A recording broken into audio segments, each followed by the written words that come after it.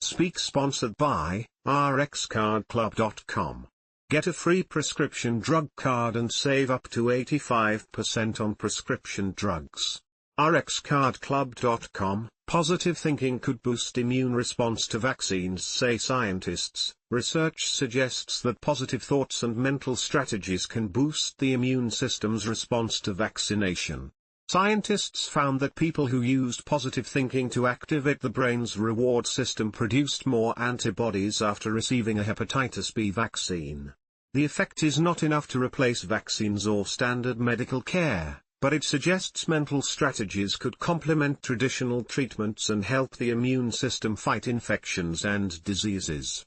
Larger studies are still needed to determine the clinical relevance and potential benefits of this approach, but it points to a connection between the mind and the body's natural defenses. rxcardclub.com.